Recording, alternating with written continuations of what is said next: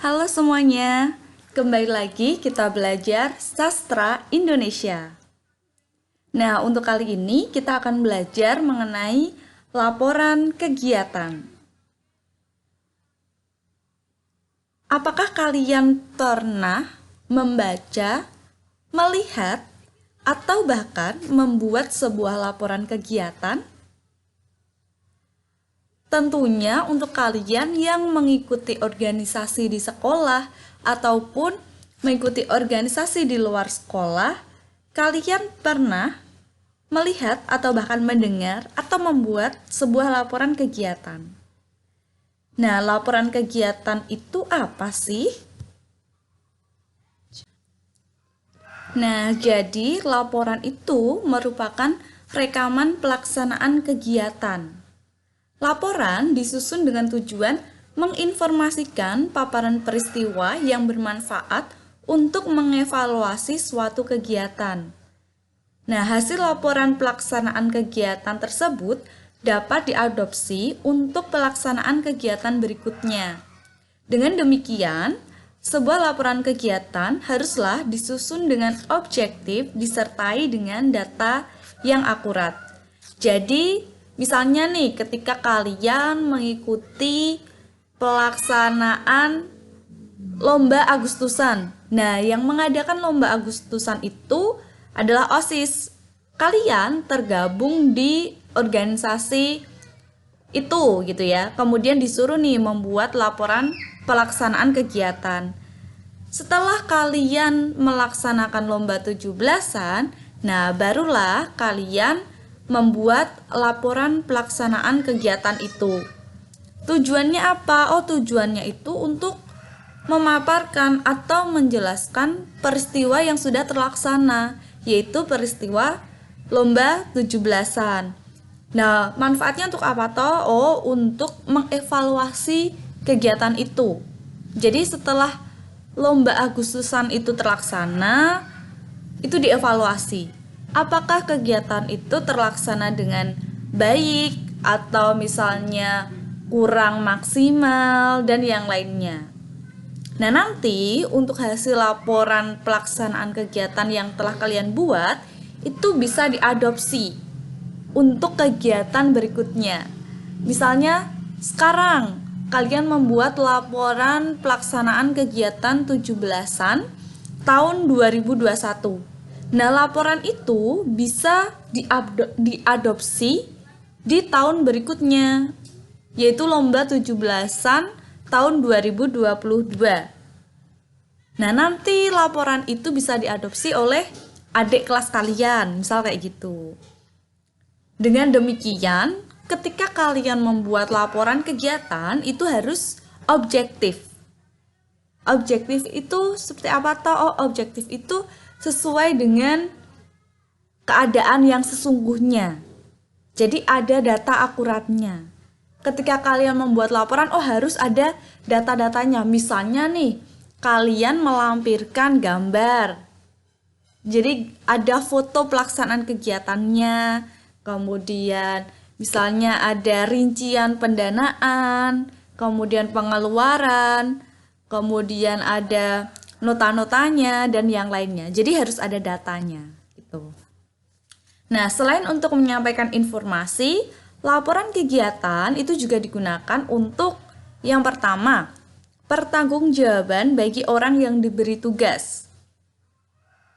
Jadi ada orang yang diberi tugas itu harus bisa mempertanggungjawabkan hal yang ditugaskan dengan cara membuat laporan kegiatan nih, biar tahu ada pertanggungjawabannya.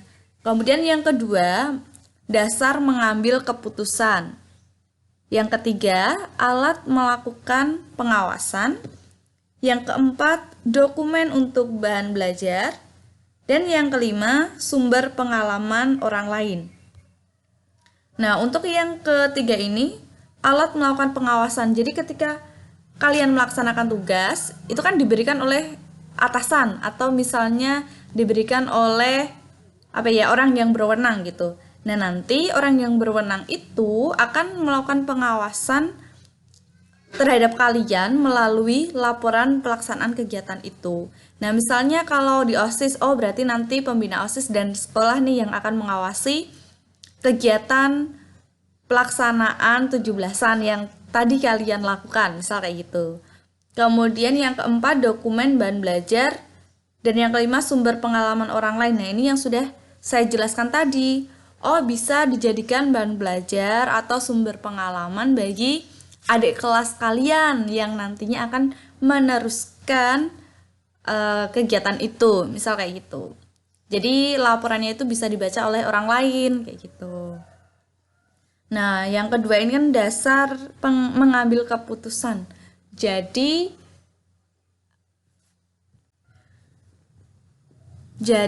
ketika laporan kegiatannya itu kan sudah terlaksana atau sudah terbuat gitu kan.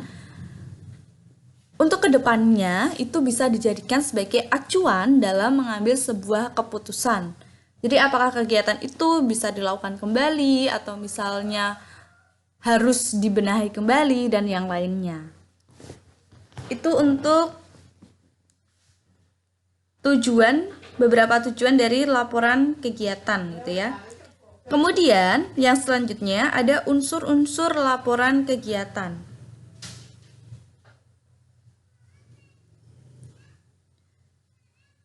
Nah, kemarin kan saya sudah pernah memberikan contoh atau file mengenai laporan kegiatan gitu ya. Nanti coba kalian baca ulang yang belum membacanya, sepertinya kemarin baru beberapa. Nah, coba nanti kalian baca ulang contoh laporan kegiatannya dan dicermati nih unsur-unsur laporan kegiatannya. Untuk unsur-unsur laporan kegiatan itu ada nama kegiatan, kemudian ada jenis kegiatan, ada waktu kegiatan, ada tempat kegiatan, ada peserta, dan ada proses kegiatan.